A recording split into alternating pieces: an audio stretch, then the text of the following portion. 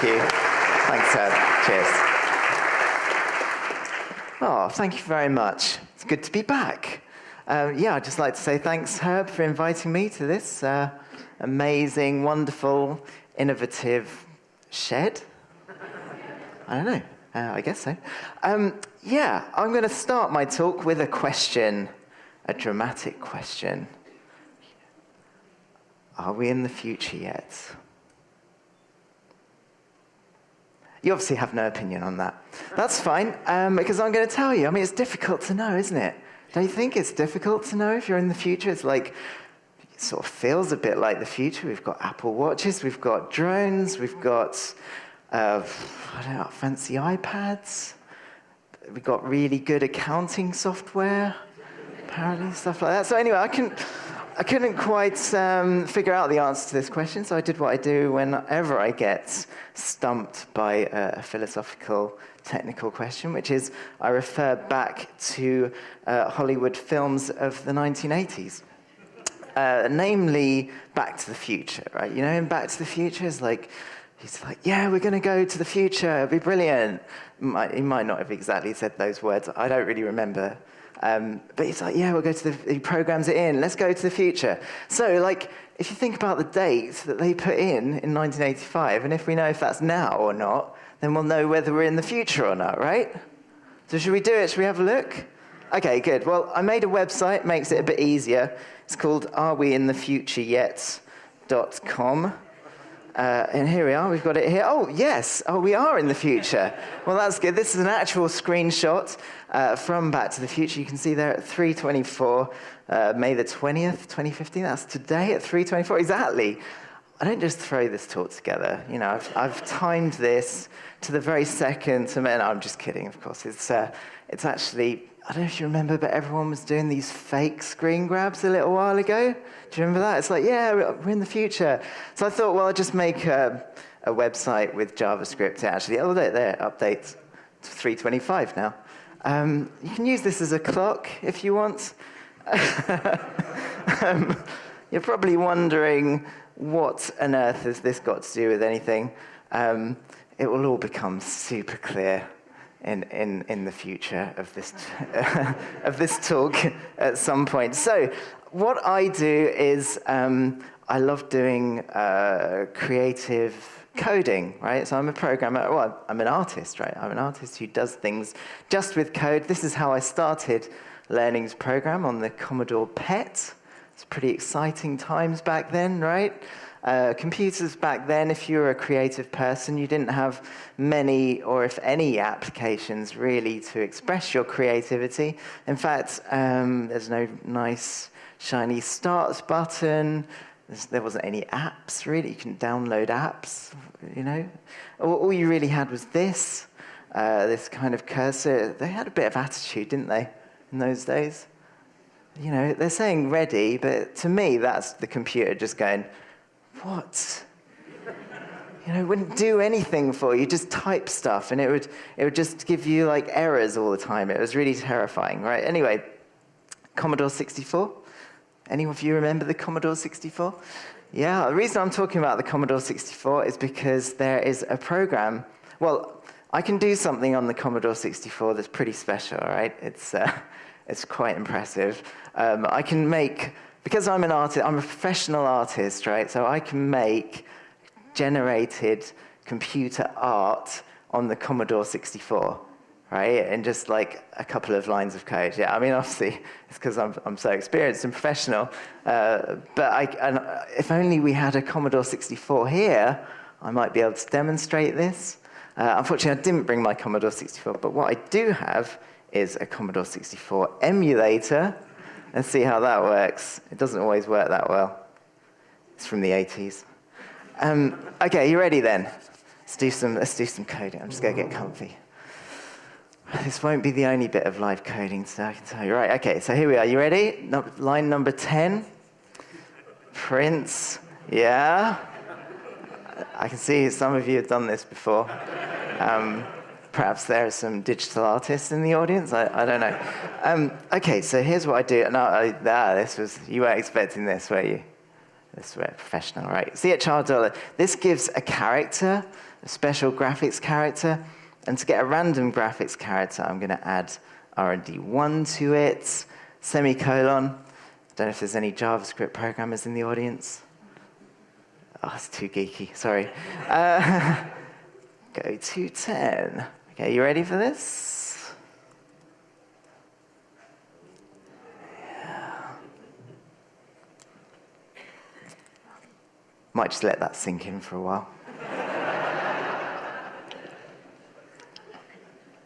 Yeah, it's pretty advanced stuff, I'm sure you imagine. And so I can tell what you're thinking. I can tell you're thinking, well, you know, that looks really cool, but I don't think I'd ever be able to be that good to do that sort of program. But I have to have a confession to make.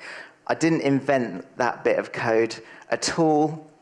It was, in fact, in the Commodore 64 user guide. All right? So back then, you would buy a computer just to program it, right? That's what you'd have to do.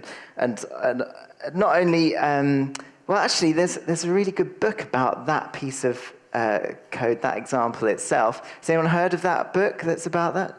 Does anyone know what it's called? Well, it's called 10 print CHR $205.5 plus RND1 semicolon colon go to 10. That's a bit more technical, that version. Like in that version, you can actually compress both lines into a single line of code. It's actually a brilliant, brilliant book, edited by Casey Reese, who is one of the core founders of the Processing Project, if you've ever heard of that. And not only did he kind of explore the sort of technical landscape at the time of that user manual and how that bit of code came into existence, but they also invited new computer artists to do modern versions of it. I've got way too much stuff to get through today. Right, so yes, what I do is I'm a digital artist, so I make large-scale installations. They're usually interactive, but everything I do is made by code, made with code, so I don't really use Photoshop or After Effects or anything like that. I just use typing. This is one of my projects, Pixel Pyros. It's a interactive digital fireworks display. We have this massive screen. It's about 20 meters wide, and you run along the bottom of the screen, or many of you run along the bottom. So you can have like 25, 30 people all playing this project at once, and you touch these orbs of light, and fireworks come out. I'm just going to show you a little video, talk you through it maybe. Yeah, so huge screen, 2 massive projectors. I first did it in 2012, but in 2013, I added lasers, which is like way cooler. They're the big projectors there being hauled up. Big screen fitted to scissor lifts. We use infrared cameras and lights to detect the motion of the crowd. That was me there, looking a bit stressed. I was stressed. I was just pretending to be cool. Oh, there's the laser. Did you see it? It's my favorite bit. Lasers are really hard. I often talk about programming lasers. If I'd known there'd be all this smoke here, I would have brought some.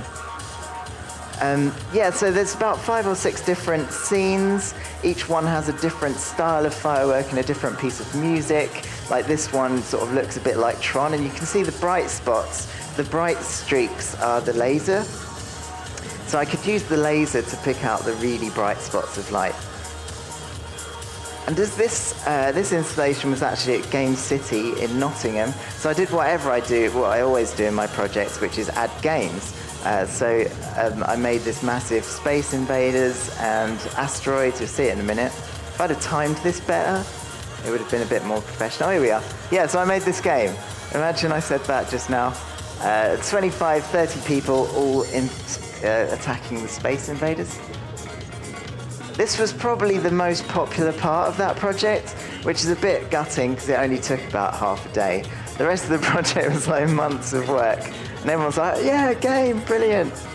Always add a game in your projects. That's just a general rule of thumb.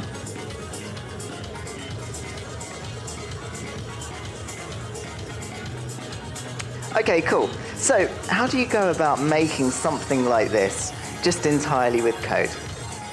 Well, there are lots of different elements to it. Obviously, there's the motion detection with the cameras. You've got to analyze the images from that. You've got to sort of get the bit that syncs up all the changes of the fireworks into the music. But there's one small aspect of this show that I can demonstrate to you now.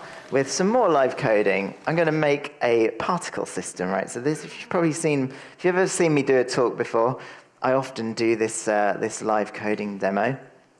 I haven't done it for a little while, though, actually. I think probably the last time I did it was in 2012 at Dibby, so all of you that were there are going to see it again. Sorry, but I've been doing other stuff since then. But I'm just coming... Okay. Right, am I mirroring? Yes, okay. So, live coding, for real this time, not from the 80s, from modern day times. What am I talking about? I don't even know. So, particle systems are a good way to sort of demonstrate creative coding, but I should just say, I'm going to do this in JavaScript, but live coding is always a bit risky and a bit scary. It's a bit dangerous. I don't mean like physically dangerous. Well, I might get a splinter, I don't know. But it's quite... It might just not quite go 100% to plan. Let's see how we get along. Right, so I've set up an empty HTML page there, and I've set up a canvas. It's a bit of a shorter talk than I usually have. I'm looking at the timer. So I've given myself a bit of a head start. That's all right, isn't it? Just let me off. Just let me off this one time. But I've made a canvas, and I'm gonna draw a shape, right? I'm gonna draw any shape. Well, first of all, I'm gonna set the color. Any particular favorite colors? Green. Purple. Yeah, that's a good one too. Anything else? Cyan. Oh, you know what? I do like cyan. Who said cyan? Was it you? Excellent, thank you. Cyan is a good one. Right, so now I'm going to make a shape, right? Any shape at all. Triangle, yeah, that's good. Anything else? Octagon? Donut, yeah. Dodecahedron, all good shapes, yeah. Rectangle? Yeah, square, okay, yeah, square, fine. I heard square, right? I think I heard square. I don't know if you saw in Sam's talk earlier, he was talking about squares, wasn't it? I think he called them castles. So I'm going to make a castle. Here, no, it's just a square. Right, so if I save that, there you go, there's our cyan rectangle. It's pretty exciting. All right, maybe not the most dramatic start. Let's see how we get along. Well, okay, so I want this square to animate, right? Yeah, because a moving square is always better than a non-moving square. It's just the rules. So I'm going to make a function that draws all my stuff. Oh, it has been a while. I feel a bit rusty. I'm going to do the new school method. There's an old school method of doing like loops in JavaScript, but I'm going to do the new school method, window.request. I forgot what it was then. Animation frame. Is that right? That seems wrong. That's right, isn't it? Any JavaScripts in the audience? I'm on my own. Okay, that's fine. Right, so now when I say that, you should see the rectangle being drawn at roughly 60 frames a second in the same place. But it's a start, right? So let's start moving the square around. I'm going to make a variable called x, and x is going to be the x position of my square. So I'm going to paste that into there. And then once I've drawn it, I can actually add 1 to x plus plus. Oh, sorry, the writing is really small here, isn't it? I didn't realize that. I've got a really high resolution. Sorry, everyone. You're all like going, I have no idea what he's talking about. It's fine. Okay, so now I'm going to add 1 to x every time. So now you see the rectangle is being drawn in a new place every time, but we've still got the old rectangle on the screen. So to get rid of that, I'm going to do clear rect, so I can clear the entire canvas. I can't type anymore. It's all the splinters. That's not really, I'm just joking. All right, okay, so now, yes, we've got a moving square. Oh, thank you. You're too patronizing. No, it's fine. Okay, so let's put the square in the middle of the screen where I can have it start position at canvas width divided by 2. And in fact, why not make a y variable as well? Let's go crazy. Yeah, so that's going to be, oh, geez. canvas.height over 2. So then I can draw the square at x and y. There you go. And now I can actually add 1 to y as well. And there you go. Oh, diagonal. Okay, well, let's make another variable for the x speed, how much it moves in the x direction. And we can also make a variable for the y speed. And then instead of just adding 1 to x, I can add the x speed every time. Oh, I always do that. All right, so now I can change the speed just by changing these variables, right? So if I want to make it go down, I just give it an x speed of 0. What happens? Oh, here's a good one. What happens if I do a minus number there? No one cares. All right, it goes to the left. No. If I did a y speed of a negative number, it would go up. In fact, let's do that. Let's go crazy. Right, okay, so now that's going up. But this is going to be a single particle in my particle system, right? So at the moment, I'm just all the various bits of data for this particle are all separate variables, but I can package them all up into a single object, and I'm going to call it P for particle. And I have to change the syntax slightly when I'm defining them. These variables, instead of normal variables, they're now properties of that object. Please, if you are, there aren't any JavaScripters here, are there? But if there are, if you're just shy, JavaScripters are quite shy, and you notice any mistakes, just let me know. There you go. I just put that one in there just to test you out.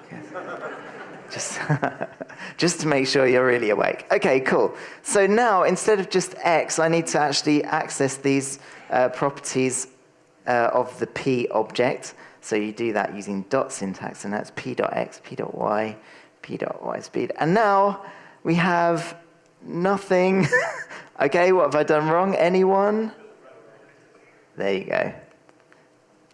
It's nice when you get involved. Thank you. Right, so now we've got, well, it's exactly the same thing. But this time we actually have it in an actual object. All of those things are in an object. Oh, you know what we could do? Bit of randomness.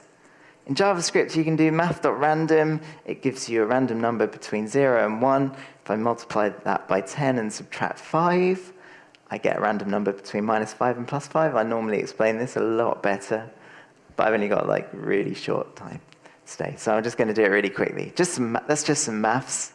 It's just maths. It's fine. So now, every time I run it, it should go at a different speed in a different direction. Okay, so that's cool. Like one particle, it's a bit big for a particle. Particles are generally a bit smaller. Just start. There you go. Little particle. Oh. See, I don't have kids. This is my only baby, really. I'm just trying to think, are there any other good Philip Pullman characters I can name my particle after? I think you got the good one. Mine's called Lyra 2. It's not as good as Steve's. And I don't have any data to back that up. Okay, so I've made a particle, but the whole point of particles is that you don't just have one, you have a whole load of particles.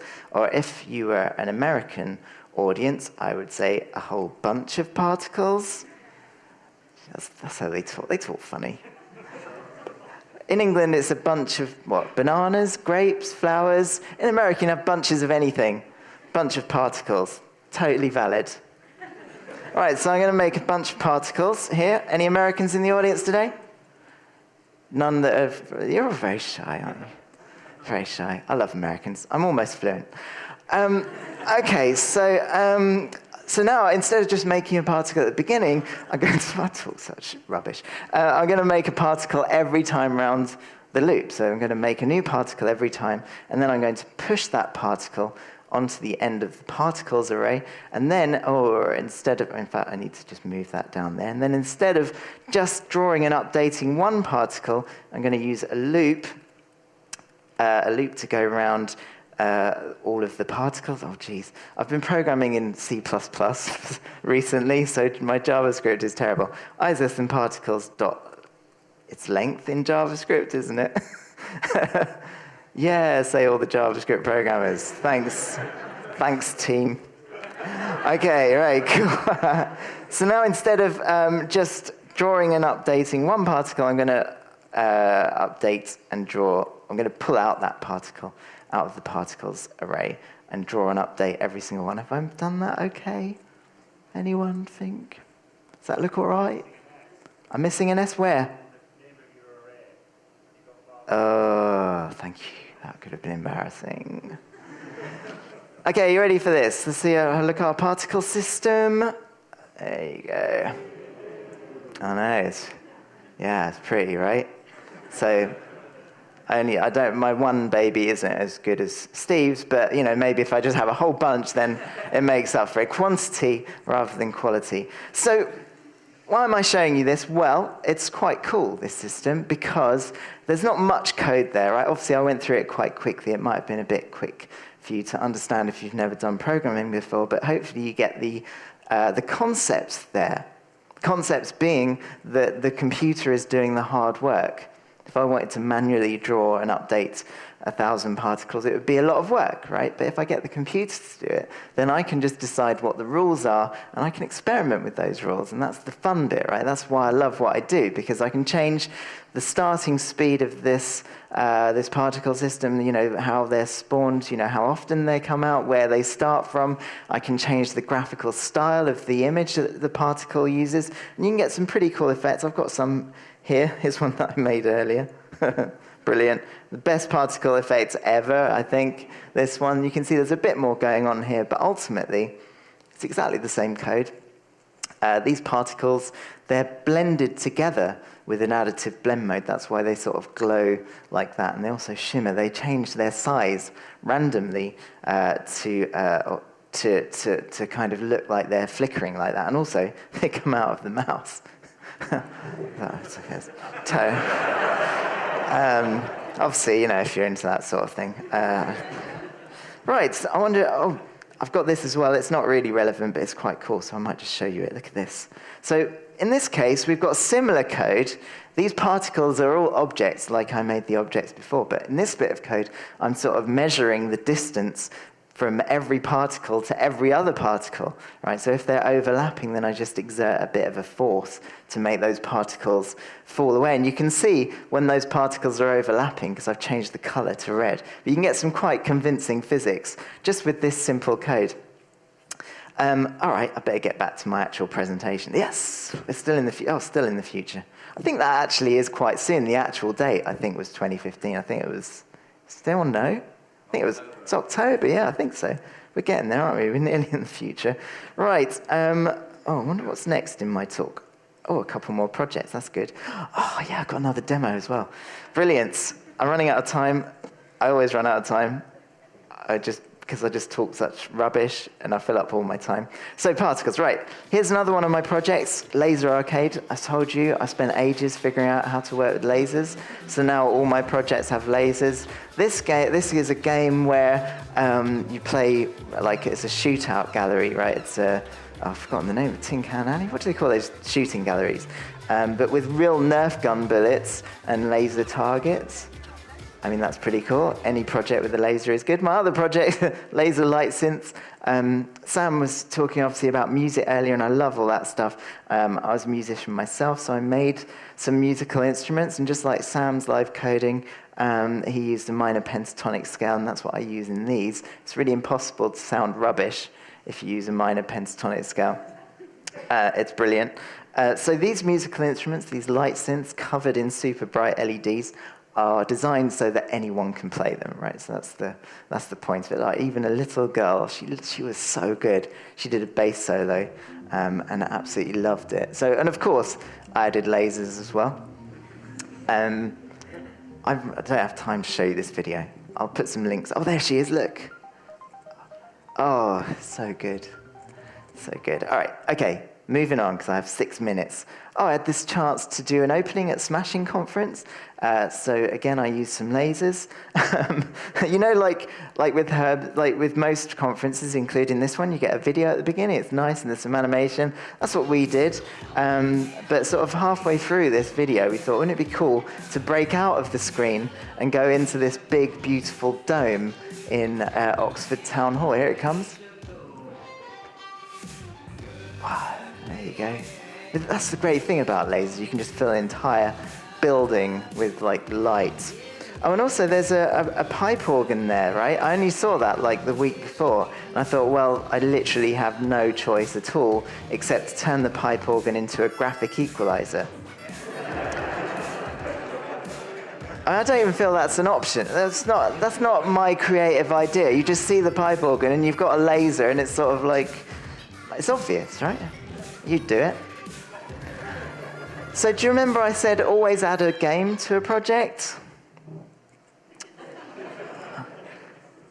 So Flappy Bird, it was a game. It did quite well a few years ago. I thought I'd make a laser version. If I had my laser, you could play it with the laser, but unfortunately, I don't bring my laser everywhere I go. Yes. So, but I can show you what it would look like. Oh, geez. Oh, yeah. Sorry, I'm not mirrored anymore. So confusing. Right, let's see how that works. So you can see my code that controls the laser.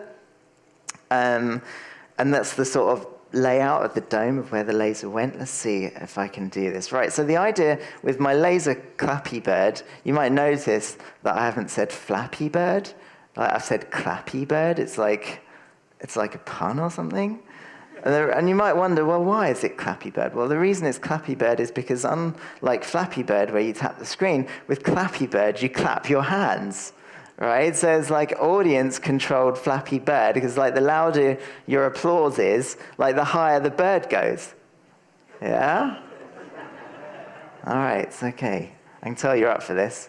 Hang on a sec. I've got some. I might just turn that off. It's quite cool as well, because you can see all like the points. I'll just show you. Look, there it is. See that blue line? That's like where the laser has to go to draw. Like the laser has to move around, and it turns off in between. It's so cool. I can't talk about lasers. I just won't get anything done. Let's turn that off. Right, there you go. So I should also say that just like the original Flappy Bird, this is a bastard, right? I don't think any audience has got more than 1 point. So how do you feel about this? It's a challenge, isn't it? Okay, are you ready to play Laser Clappy Bird? All right.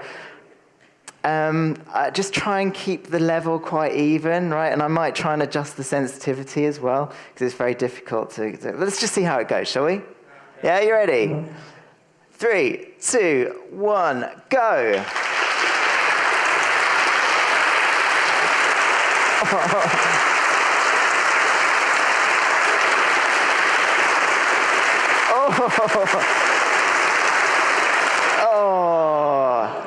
Well, that was pretty damn good, I have to say. All right, let's turn the sensitivity up a bit. Yeah, I think maybe I've got maybe finally, having run this for 2 years, I've finally got the sensitivity right, so it's actually playable. But no, that's not to take away from your from your exceptional skills. Should we try again? All right, and 3, 2, 1, go.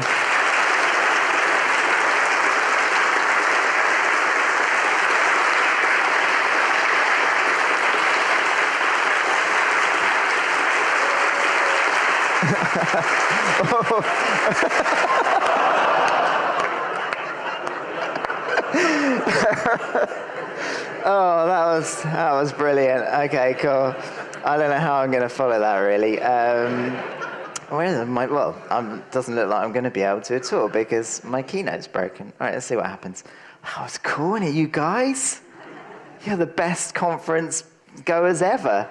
Laser, the winners of Laser Clappy Bird. Good job, everyone. Right. Oh, blimey. 1 minute 30. Internet of Things. Oh, jeez.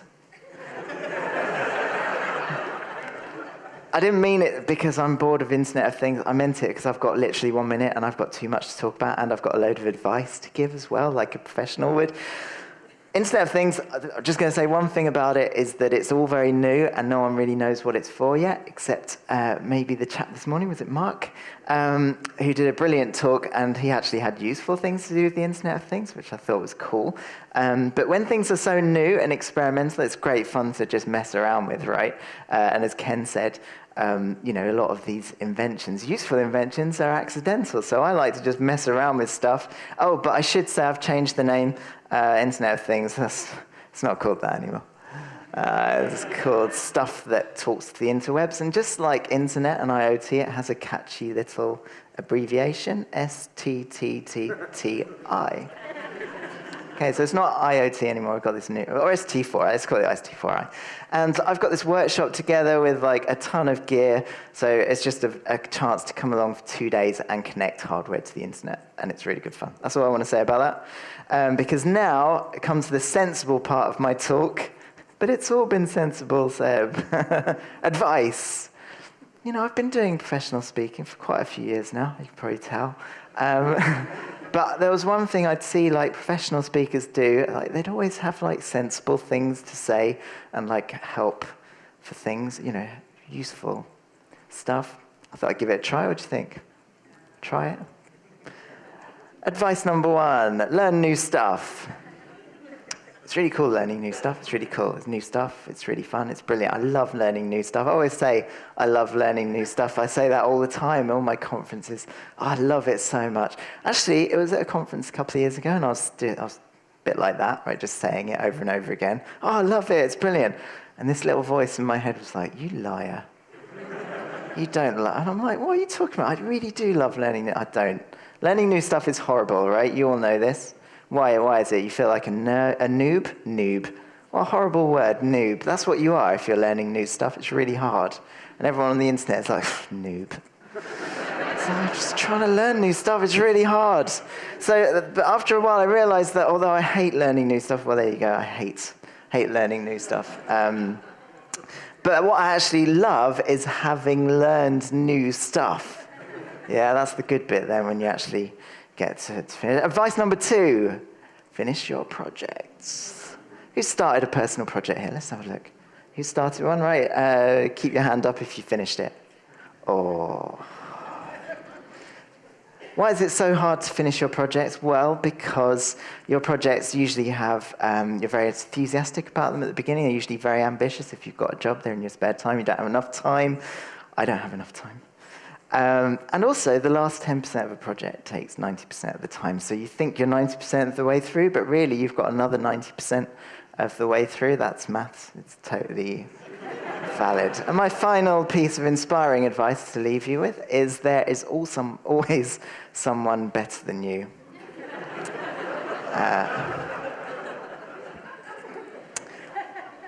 I don't think that comes out how I meant it to come out. What I mean is, like, you're trying to do something in a particular field or learn something, you know, like I'm doing, playing with lasers. There's probably someone better at lasers than me. I know, it's hard to believe. But there probably is, right? And I see these guys, and I'm like, wow, they're good at lasers.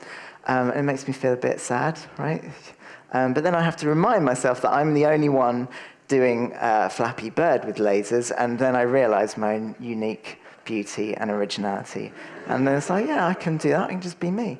So there you go, everyone. I would say mess around with stuff, learn new things, be creative, and just be you. Thank you very much.